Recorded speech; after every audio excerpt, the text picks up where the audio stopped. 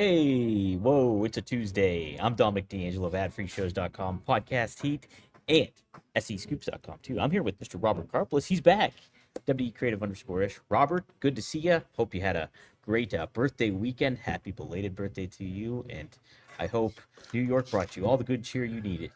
New York was absolutely beautiful. It was snowy. I was gonna before we get on. Dom was like, we don't have a blue cherry because I had it all teed up because we got 8 inches in New York, and I was gonna say if you're no, and then I was gonna do a whole.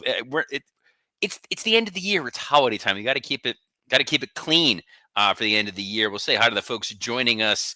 Missed you all. Throwing us a was up. I got to be honest, I don't keep track of how many Z's he puts in there. I don't know if it's a different number every time or if it's a copy paste. We'll have to keep track of that in 2026. So the Z counter. Cammy Star says, another windy, cold after morning to everyone. This weather is for the birds. Well, maybe the penguins. Yeah, Don was telling me in beautiful Pittsburgh, which is an oxymoron, it was a little cold out there today. Just a little bit, just a touch. It was really cold yesterday. The wind was nuts, bonkers. We also have a Jay Wade saying, morning, fellas. Here to pop in with my sporadic appearance. All right. Welcome back, sir. Wrestling Old Head throws a good after morning R&I. It's cold up here, but WWE is heating up going into 2026. Clearly, someone's auditioning for a job with the WWE PR team. So here's to you for that. Dre Owens, hello, R&I from cold and windy. Is our entire fan base today just located in the general Pennsylvania area? I guess so. I didn't know. Primarily just the Amish. Does Willow beat Mercedes tomorrow for the TBS strap? We will get to that. It's funny. I just had a whole conversation about that with Scott Chaplin. We did a Working Stiff Patreon where we went deep on World's End. That should be up on the Patreon soon. It's in your inbox, Dom, if you haven't had a chance to look at that yet and upload it. But yeah, I was blown away that they were really doing Willow and Mercedes for the TBS title on a show that's probably going to be somewhat sparsely attended on television-wise, since it is New Year's Eve. And also, not to get on a tangent, but AEW has been working very, very hard of late to establish a women's tag team division, and then they immediately take one of the women's world tag team champions and put her in a singles match for a title. That is very Vince McMahon-ish. Wanna Breeze says, hello, R&I, new tag champs. Despite the criticism of the Usos as singles, they're a hell of a tag team. They definitely know where their bread is buttered. Can't say otherwise. Wrestling Old Head wished me a happy belated birthday, which appreciate that. I feel at least 1 year older. What was your favorite gift? Yes, Robert. What was it? Actually, my trip was my present. My wife took me up to New York for the weekend. That was a surprise. She plans it out. Had great restaurants. Went to go see some great shows. Got to see Waiting for Godot. They pronounce it Gatto for some reason in this performance, which is odd. But I was 3 rows away. Bill and Ted. It was 3 rows away from Mr. Keanu Reeves. He was fantastic. My least favorite gift was. I was trying to avoid any spoilers in the wrestling world. Didn't want to know what happened on World's End. Wanted to come back and watch it clean. You know who spoiled it for me on my birthday? Not you. You came close. The new world champ. I was like, well, guess I don't need to watch the main event now. So, thanks, MJF. I did. I watched it all. Hold on. Marty wants to come say hello. He's very excited that we're back. We didn't get in until like 1 o'clock in the morning last night, so he did not get a lot of quality time with all of y'all here. Travis Wadlow pointing out I'm in California and it's foggy as hell in the Central Valley. Dang it, so jealous, Travis. Yes, there's some bagging on Nebraska and Oklahoma and various geographical locations. In Florida, it is a cold front right now, admittedly, in Florida. It is. Which means how cold is it? It's 65 right now, which means we did get the frozen iguana alerts. This is a real thing. This is a legitimate issue. Iguanas, which are not indigenous to South Florida, have taken over South Florida, and they are huge. They can be 3-4 feet long. They can get 50, 60 pounds. And when they freeze in the cold, They like to live up in high trees a lot, and they will fall like a block of ice. They'll be fine, but if it lands on you, it will kill you.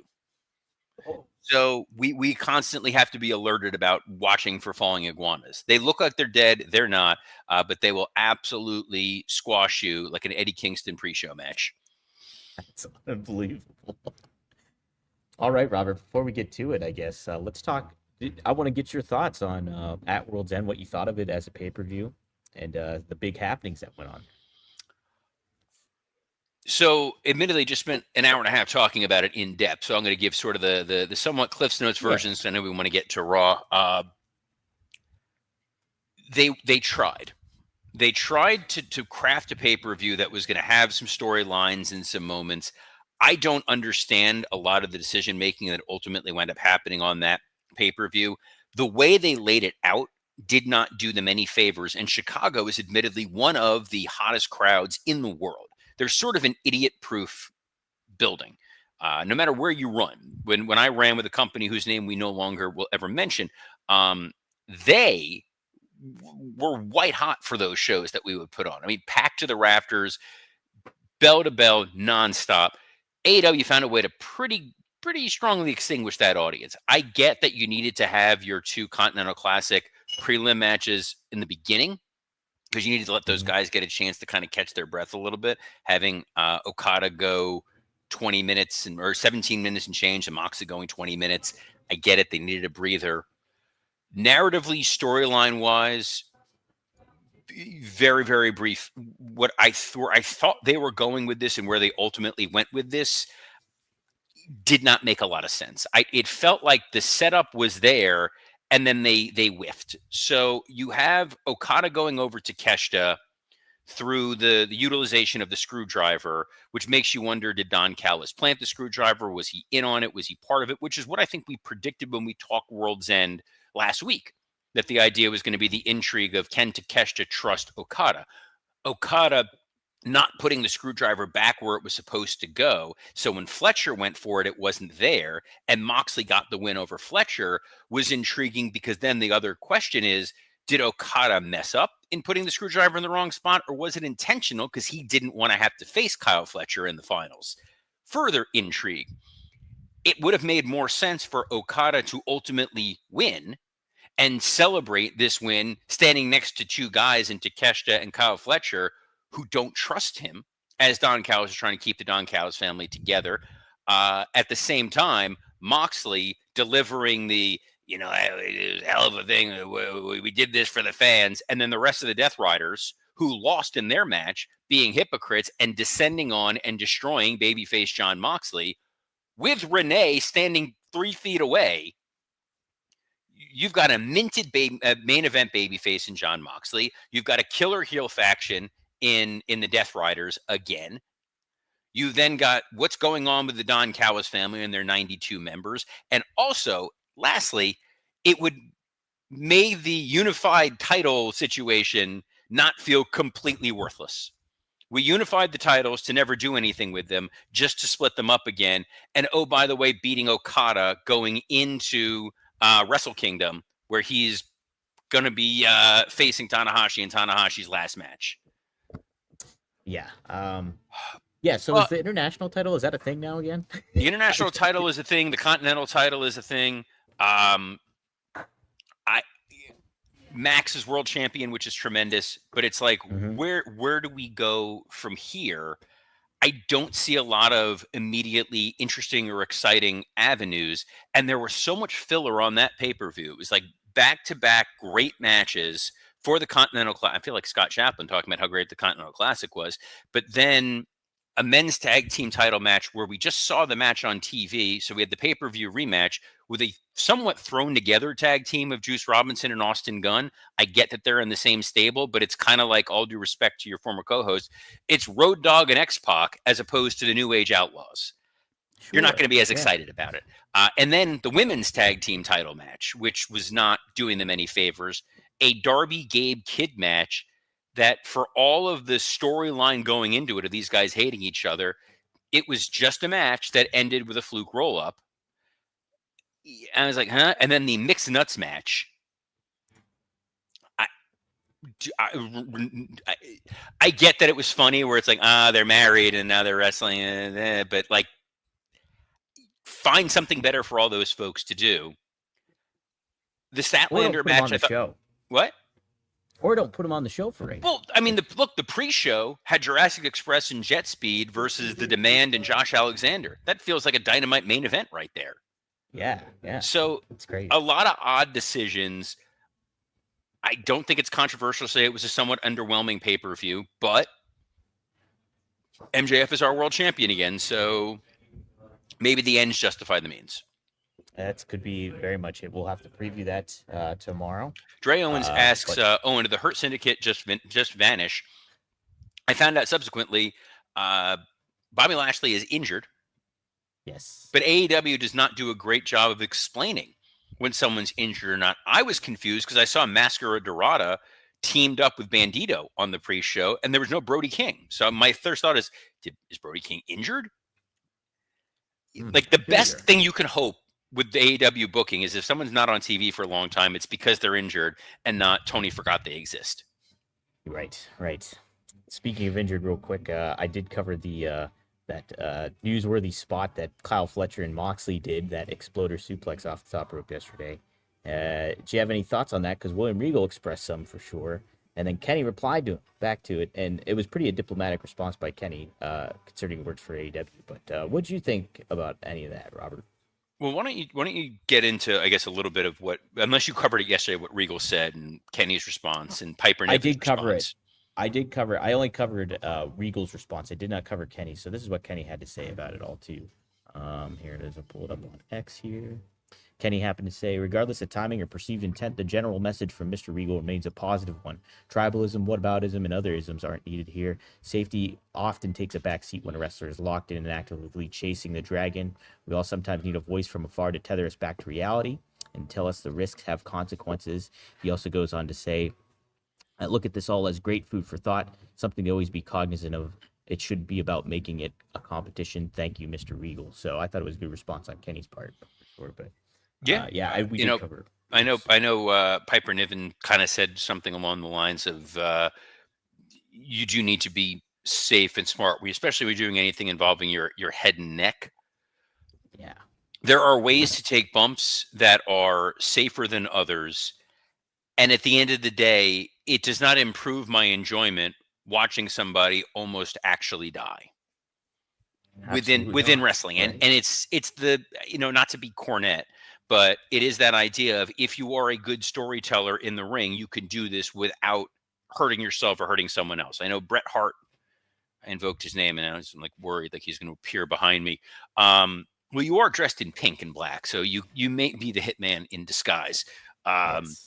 His criticism of Gunther was always that, like, adjust my shirt, my dog's laying on my lap, he's like tugging the shirt down, that Gunther's chops, you shouldn't actually be hurting the guy and blistering their chest. It's supposed to be a work.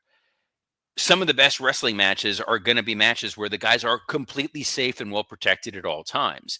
I've always been critical of a guy like Darby Allin, who feels the need to go out there and take insane bumps all of these matches, and they don't wind up meaning anything. You kind of forget them.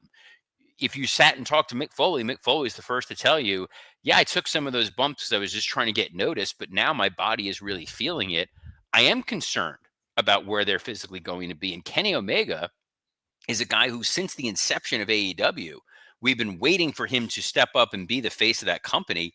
It's never going to happen. He is physically not in a position where he can work a 52-week schedule. He's very much a victim of the damaged goods. You have Bryan Danielson sitting on commentary because Bryan Danielson took so many shots to his head and his neck over the years. There are ways to be entertaining on television. There are ways to put on great matches where you are protecting yourself. And Kyle Fletcher is a dude who is, by all intents and purposes, the future of professional wrestling. He is the guy who, when I did our working stiff end of year, said that, hey, he's probably going to be the guy by end of 2026 who Tony realizes we can build the company on him right now. He's got all the, I was watching Moneyball last night, so this is in my head, the 5-tool hitter. or the Yeah, 5 tool 5 tool player. player. Yes, Mhm. that is Kyle Fletcher. Kyle Fletcher has a star look. He's got a great physique. He's got a great promo. He's great in the ring in a technical manner. He's great in the ring in a storytelling manner. And he's a guy that can go and do press for you outside. And you go, who's this guy? He's captivating. He's interesting. Yes, very much. And yeah, to your point, Robert, it's like, yeah, it's a shame. You think about Kenny, and you think about a current guy that they're wanting to push to the moon too, and Will Ospreay, who's out on the shelf with a big surgery and everything. So it gives a lot of Devin Dowling consideration. asks, interesting question. Who has Mhm. bigger potential, Kyle Fletcher or Austin Theory? Oh, no, not that. No, he was being a jerk It's about fine. that. It was funny. It was a jerk. He's like, oh, Kenny Omega was the AEW and TNA champion at the same time. That is true. Kyle Fletcher has the bigger potential. I think number one, there's baggage with Austin Theory that Austin Theory is. It's going to take a long time for him to shake that. There were early behavioral matters with him way, way, way back when. I always find it funny that part of what led to WWE not signing MJF was Austin Theory was so immature in developmental that they're like, we don't want to bring in another 20, 21-year-old kid. We're going to Yeah, wait a couple years to bring him in. And Theory has had 3 or 4 start and stop pushes in the company.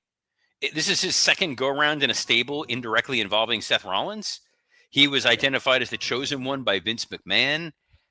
They put him over John Cena and it didn't lead to anything. So I think he's got so much to prove that there's a little bit of flop sweat on what we're going to see from Austin Theory, whereas Kyle Fletcher is such a natural and he's got, as dumb as it sounds, he's got height.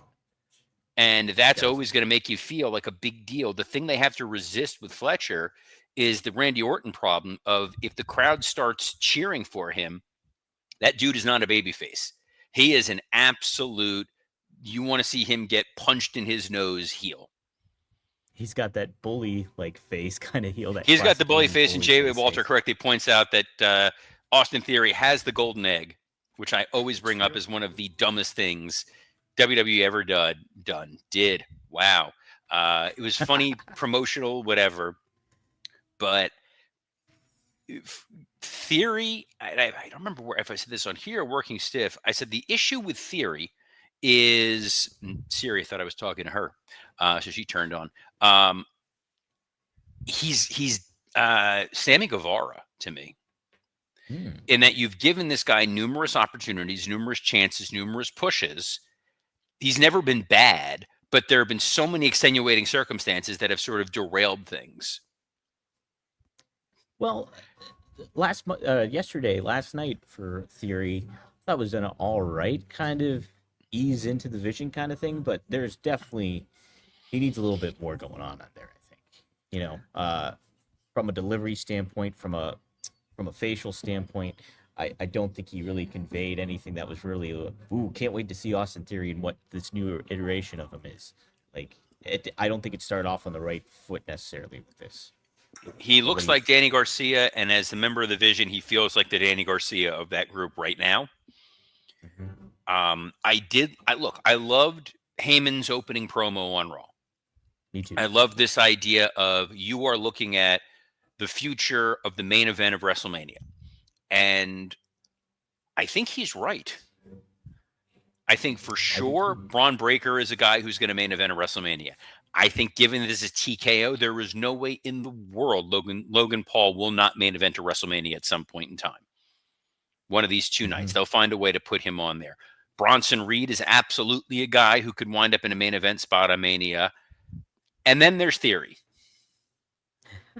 Like he's got a lot more to prove than everybody else. We'll see. I'd love to be wrong. I'd love to look back, December 30th, 2026 and be like, my God, Austin Theory put it all together. Heyman elevated him and he is remarkable. Yeah, there's still a chance for that to certainly happen. We'll just see how it all goes, I guess. I did like that opening promo though, I with Heyman, mean, but then yeah, but then again, it's like you leading. say that with Theory, we want to see it with Theory, but on that same show, I saw Javon Evans, I saw Trick Mhm. Williams, I saw an Obafemi promo. The next wave is coming up.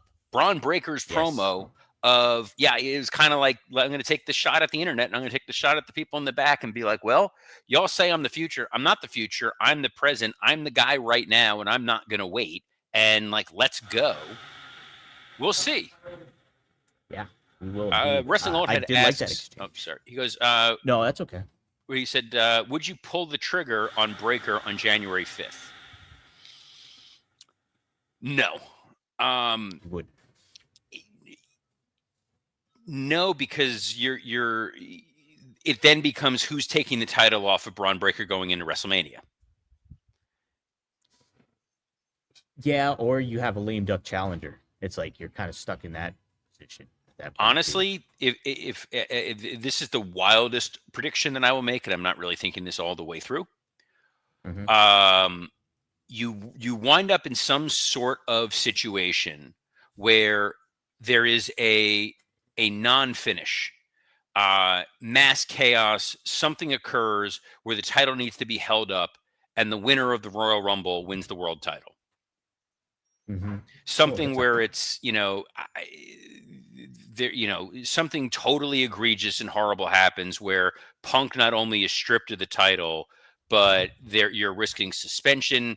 He takes a shot at Adam Pearce. He takes a shot at Hunter. Like, AJ winds up accidentally getting hurt. Like, something that sets Punk off, so he's got a reason to not have the championship and not be in the Rumble, and then come after whoever wins the title at the Royal Rumble, be a Brock Lesnar, be a Braun Breaker, be a whoever, Roman Reigns. And now there's intrigue in the Rumble match itself.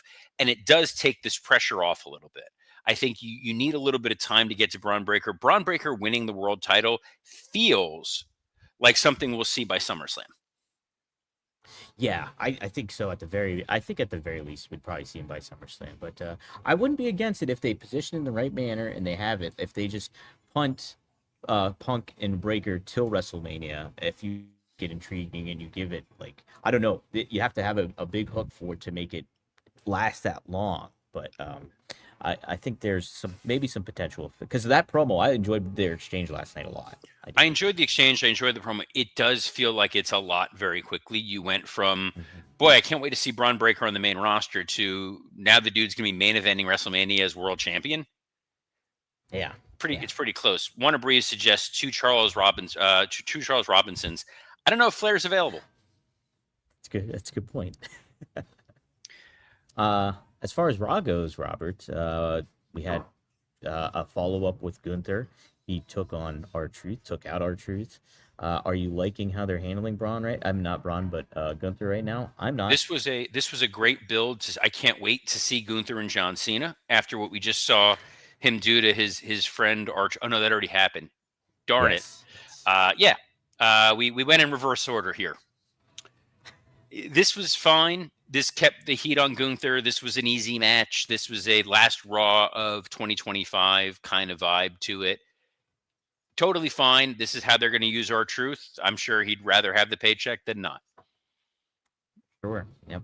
I don't know. I just have my questions about how they're handling Gunther so far. I think they could have done a better round. I think. Because there's nowhere for him. The problem right now is and that's the other reason why holding up the title in abeyance may make the most sense. It's right. I went Jack Tunney on the title is being held in abeyance.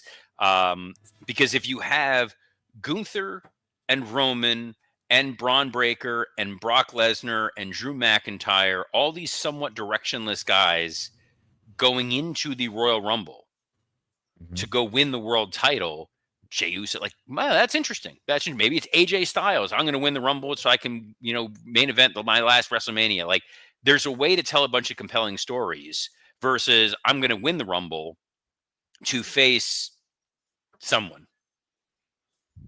Right. Yeah. A lot Um, of questions. Raquel, Stephanie, and Nikki. It's a Hmm. shame we missed out on Match of the Year this last week, but I like the finish. I like the finish. I like how they're handling Raquel and making her a powerhouse, and then Stephanie kind of swooping in there and taking the pick, getting the pinfall there. But yeah, we'll see what goes with that. this Kabuki Warrior stuff, Dom. I would rather listen to you use that stupid tiny little microphone than Oh hear another yes. Kabuki Warriors promo ever again. It's like About they're right. playing into how annoying it is because they think it's funny because it gets heat, Mhm. but it is the wrong kind of heat. It is the I don't want to watch this. And if Rachel walked by and heard that, she'd be like, "Can you please put that on mute?" Like it's just screeching noise. It's horribly unpleasant. Um, Rey Mysterio and Austin Theory, it was a chance to reintroduce Austin Theory to the audience with a surefire opponent that's going to make him look good. We're going to put Logan Paul out there to add extra heat and really marry Theory as a member of the Vision. And then the big surprise was the return of Penta. Penta, yeah, which I thought was a good way to use him and kind of put him in the mix of all those guys. So I did like that aspect of it all. And let me say too, I like the combo of Logan Paul and Paul Heyman together. They're great, like as a tandem. I Yes, really stood out to me on the show. Maxine held her own a little bit in that Becky Lynch promo. I Hmm. didn't mind that. I thought that was pretty good. And then your main event with the Usos versus AJ Styles and Dragon Lee. I'm baffled. I don't know what's going on. They tease like a little heel turn with Jay, and now they're the tag team champs. It is kind of a perplexing situation, but is this the right spot for them, though, Robert? I think, you're getting them over as baby faces again, and they're still a good act. So, plus you're So moving AJ Styles on to something different. they used to do this thing where they would tease that Vince and Linda were going to split up. Hmm. And it made sense for Vince and Linda to split up because it was a horrible, toxic, evil relationship on TV. Asterisk. Of course. But they never ultimately did because we got to keep the McMahons together. I don't want to see Jey Uso separate from Jimmy. I don't want to see Jey Uso as a heel. I don't want to see Jey versus Jimmy. And when they did that little promo of like, man, nothing's going right for me and I feel bad. I'm sucking you into my vortex of awful. I don't want to see Jey Uso versus Jimmy again. So if it means just putting the tag titles on them, fine. I don't understand the point of Dragon Lee and AJ Styles as a team since it was so short lived. And I don't think it helped Dragon Lee all that much. And if you He were going did to take the take the pin, tag too. titles off of them, it could have been Javon Evans in a rematch. Like, okay. So now we're going to have the Usos in a white hot tag division, which includes, I guess, the War Raiders are still there and New Day. Hmm. We just saw New Day versus the Usos like a week ago. They Right. just we just saw the Viking Raiders lose. I know that someone in the chat suggested that we may see the Usos versus Lucha Bros at some point. Yeah, that'd be a hell of a lot of fun, but we got a lot of steps to get there. Yeah. Hmm. And yeah, so it's like, all right, so Jey Uso starts the year off winning the Royal Rumble and becoming world champion, and ends the year back in a tag team, even though his theme song is "It's Just Me, Us." Yeah, they might have to do a little shifting around with those lyrics. Someone says the Dre Owens said, sorry, the Usos versus Braun and Austin Theory. I wouldn't be mad if we get to some version of the Vision holding the tag titles. I think that right now, there's a little bit of booking on the fly. Losing Seth when they did, they had a long-term plan. Obviously, that's not able to come to fruition. Now with Dom potentially on the shelf, we don't know how long. The Intercontinental title is kind of in flux. The tag titles are somewhat in flux right now. And with JD McDonough on the shelf, there's no Judgment Day to pivot back to. Right, there isn't either. Finn did cut a brief promo too on Raw. I don't know if it showed up on the Netflix version of it, but I saw he did it with Brian Saxton, and it was good stuff. He said Byron putting Saxton. Who Judgment Day was on it his back. with Byron Saxton? Finn Oh, no, Balor, they same didn't show thing. that on TV. They didn't Byron show it. Saxton, And friend of the show, good dude, how about that? fellow Great. Gator. Is he really? Oh yeah, he and I went to UF at the same time. Uh-huh. I think he's a couple years ahead of me, but yeah, we were on there at the same time. And big Byron Saxton fan, love that dude. Also, shout out to Justin Roberts. It was his birthday yesterday. Mm, So birthday Justin. yes, well, unlike your boy Rob Van Dam, you know, the folks that are good to me, I'm good to them. And I am good to all y'all for joining us here today. We will be back tomorrow for, believe it or not, the last Rumor and Innuendo of 2025.